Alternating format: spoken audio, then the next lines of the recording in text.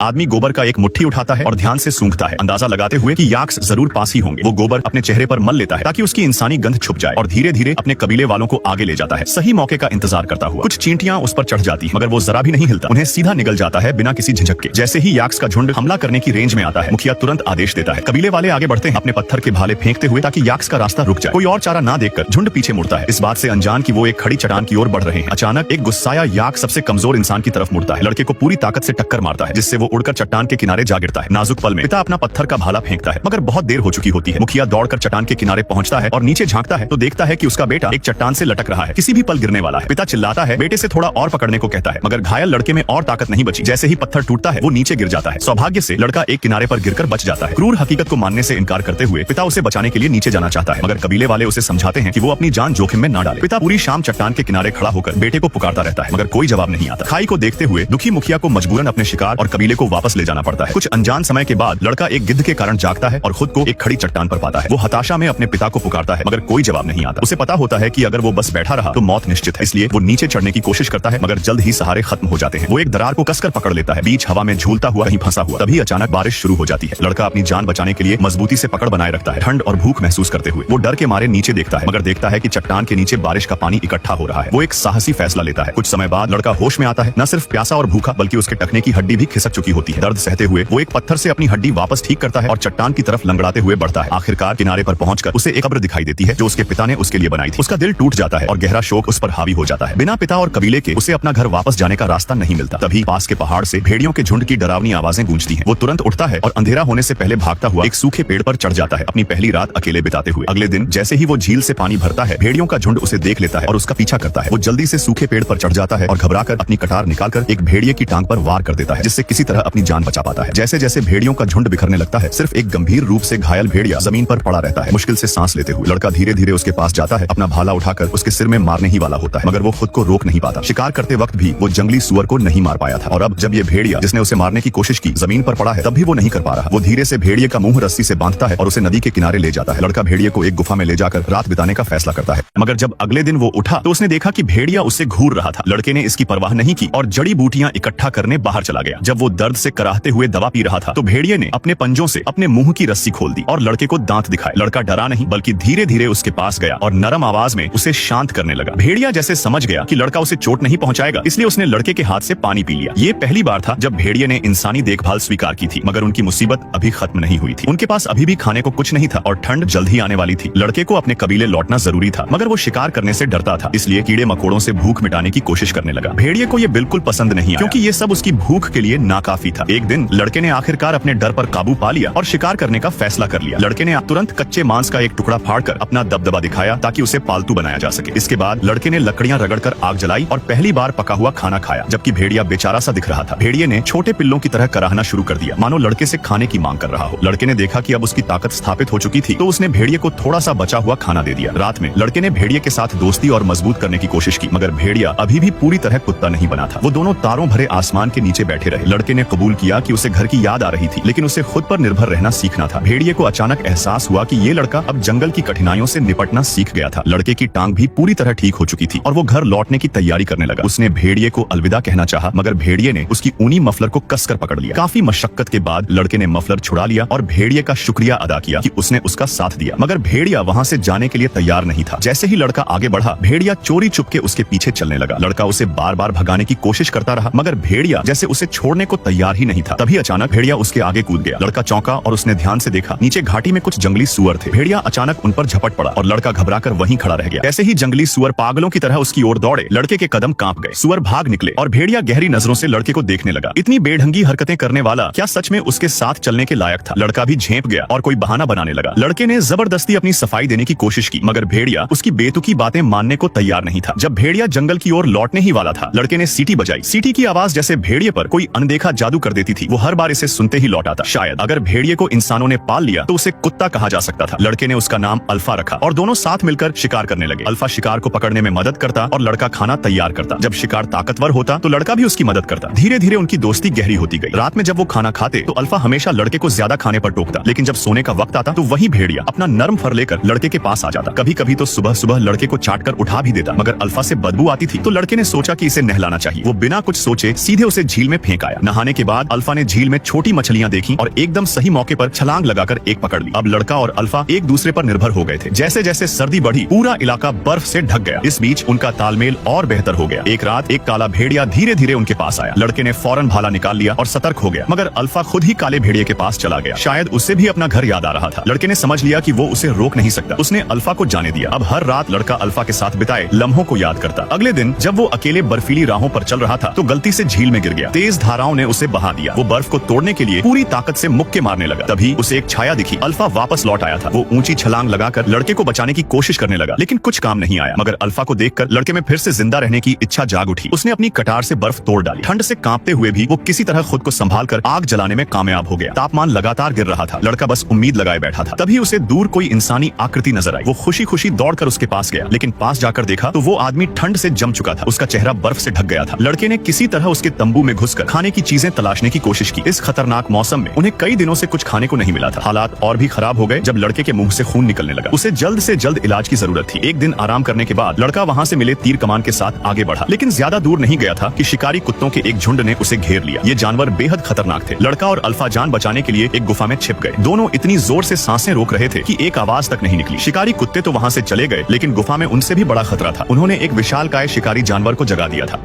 ये Saber tooth tiger शिकारी भेड़िया से भी ज्यादा खतरनाक था, लेकिन रास्ते में ही अल्फा उसे रोकने खड़ा हो गया। भले ही अल्फा उसके सामने टिक नहीं सकता था, फिर भी वो बार बार खड़ा होकर उसे रोकने की कोशिश करता रहा। आखिरी पल में उसने अपने तीर कमान को कसकर पकड़ लिया। खतरा टलने के बाद अल्फा भी बेहोश हो गया। उसने उसे पुकारा, लेकिन वो कोई प्रतिक्रिया नहीं दे रहा था। उसने अल्फा को बर्फीली हवाओं से बचाया और अल्फा भी उसके साथ चलता रहा। आखिरकार उसे रास्ते का एक छूटा हुआ निशान मिला, लेकिन उसकी चोटें भी और गंभीर हो गई। अब उनके पास बस एक दूसरे का सहारा था। रात को वो बर्फीली जमीन पर ही सो गए। जैसे जैसे ठंड बढ़ती गई अल्फा आखिरकार टेक नहीं सका और गिर पड़ा। उसकी हालत बहुत खराब थी और तुरंत इलाज का कोई साधन नहीं था। उसने उसे हिम्मत देने की कोशिश की, लेकिन अल्फा में अब कोई ताकत नहीं बची थी। तब उसने उसे अपनी बाहों में उठाया और चलना जारी रखा, लेकिन आखिरकार वो भी गिर पड़ा। बेहोशी में उसने अपने माता पिता का सपना देखा, जो उसका घर लौटने का इंतजार कर रहे थे। इस सपने ने उसे फिर से हिम्मत दी और वो अचानक जाग गया। उसने अल्फा को अपनी गोद में उठाया और आगे बढ़ता रहा। दिल में बसे उम्मीद ने उसे जीवित रखा, लेकिन अगर उन्हें जीवित रहना था तो सफर जारी रखना ही था। और आखिरकार उसने अपने कबीले को देख लिया। अल्फा अब ज्यादा देर तक टिक नहीं सकता था, लेकिन उसने अपने कदम बढ़ाए। जब वो गांव पहुंचा तो सबको यकीन ही नहीं हुआ। अल्फा जिंदा था, लेकिन गहरी चोटों के कारण कुछ कदम चलने के बाद फिर गिर पड़ा। उसने अपना हाथ बढ़ाया। उसके पिता ने भावुक होकर उसका चेहरा छुआ और उसकी माँ रोते हुए उसके पास आई। किसी ने नहीं सोचा था कि वो जिंदा लौटेगा। बेहोशी में भी उसने अल्फा की ओर इशारा किया और अपने पिता से उसे बचाने की विनती की। बिना अल्फा के साथ वो दुश्मनों से नहीं लड़ पाता। जब उसने होश में आया तो उसकी पहली नजर अल्फा पर पड़ी। वो शांति से पड़ा था, पूरी तरह ठीक नहीं हुआ था, लेकिन प्रधान पुजारी ने अल्फा के पेट पर हाथ रखा, जैसे कि वो कुछ महसूस कर रही हो। कुछ देर बाद अल्फा ने कई छोटे प्यारे भेड़िया जन्म दिए। लड़ाई के दौरान वो गर्भवती थी। उसने उसे प्यार से सहलाया और उसका आभार जताया कि उसने अपनी जान की बाजी लगाकर उसकी रक्षा की। कुछ ही समय में वो छोटे भेड़िए बड़े हो गए। वो कबीले में पले बढ़े और उसने हमेशा उनका साथ दिया। सालों बाद कबीले के शिकारी जब भी शिकार के लिए निकलते, उनके साथ हमेशा एक साथी होता, ये भेड़िए। इस वजह से उनका कबीला सबसे ताकतवर बन गया। समय के साथ इन भेड़ियों ने अलग अलग क्षमताएं विकसित कर ली। कुछ ने मालिकों के लिए भेड़ों की रखवाली शुरू की, कुछ ने शिकार में मदद की और कुछ ने बर्फीले इलाकों में स्लेज खींचे। अल्फा ही कुत्तों का सबसे पहला पूर्वज था और उसकी वफादारी पीढ़ी दर पीढ़ी आगे बढ़ती रही।